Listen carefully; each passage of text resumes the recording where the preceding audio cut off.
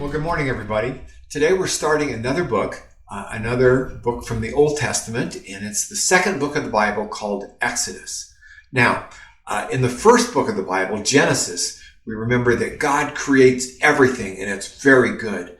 And then a little bit later in chapters 11 and 12, we pick up that he is starting this new community with Abram and Sarai as the beginning of this new community. And he says, I will bless you and I will be your God and you will be my people. I will bless you so you can be a blessing to the rest of the world. And ultimately through their family, which eventually led up to Jesus, God has provided that for all of us. So throughout Genesis, we follow their lives, and then we follow the life of their son Isaac, who has a son named Jacob, whose name is actually changed to Israel a little bit later. But Jacob has 12 more sons, and all of them eventually moved to Egypt during a great time of famine, and in order that they can survive. And by God's providence, one of those sons has been named the second in charge of all of Egypt, and his name is Joseph. And so, as we end up the book of Genesis, we see that the family is still in Egypt. Jacob dies and Joseph dies, and we pick up in Exodus about 400 years later, after the events of Genesis. Now, to give you some perspective, just remember that the British settlers landed in Jamestown about 400 years ago. So this is a long time that's taken place. So I want to read to you verses 6 and 7 of chapter 1. In time, Joseph and all of his brothers died, ending that entire generation.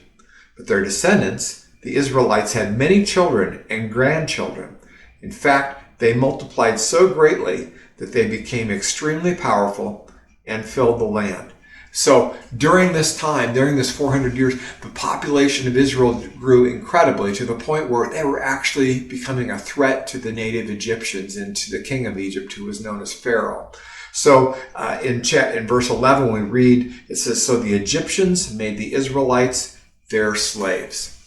And what's more, the king of Egypt, Pharaoh, in an attempt to keep his power, orders that all the Israelite new male babies are to be killed.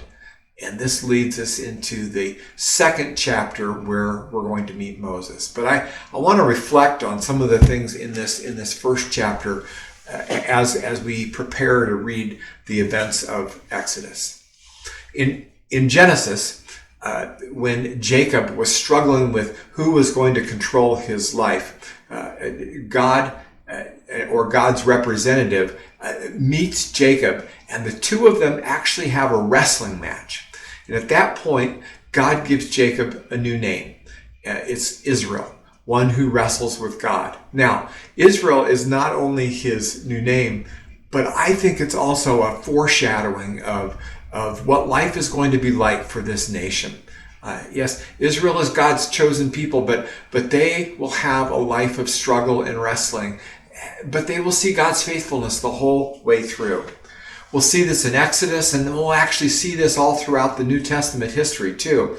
When Jesus and his church, life with God was never promised to be easy. In fact, the followers of Jesus are promised by Jesus when he was about ready to leave the world. He says, in this world you will have trouble, but be of good cheer because I have overcome this world.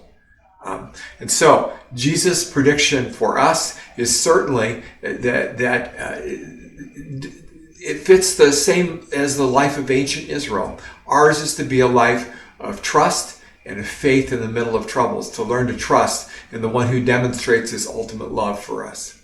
In Exodus, we're going to see this time after time that Israel goes through hardship after hardship. They go through points where hardship is brought upon by their own disobedience, but God's hand is still faithful in guiding them. And in huge ways and in small ways, in miraculous ways and little ways too. God continues to provide to enact his plan all the way through. And even in this chapter, we read just an inkling of one of those small ways, which actually turns out to be a big way, when the midwives are told to kill the Hebrew males. They defy Pharaoh and let the baby boys live, which is going to lead us into chapter 2 and allows Moses to be one of those surviving baby boys. We find out that God is going to use this weak-kneed murderer to be the leader of the leader of the children of Israel as they escape from Pharaoh through God's mighty hand.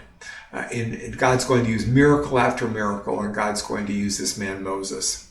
So Exodus is a historical account of God's faithfulness, and one in which Jews and Christians alike, we read it over and over again. We repeat it because we want to remember how faithful God is. And so be confident today that no matter what you're going through, no matter what your trouble that you're walking through today, God is faithful and God is good. So keep on trusting Him. Have an amazing day.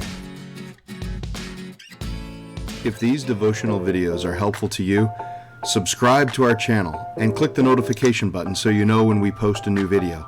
And of course, please share them with others.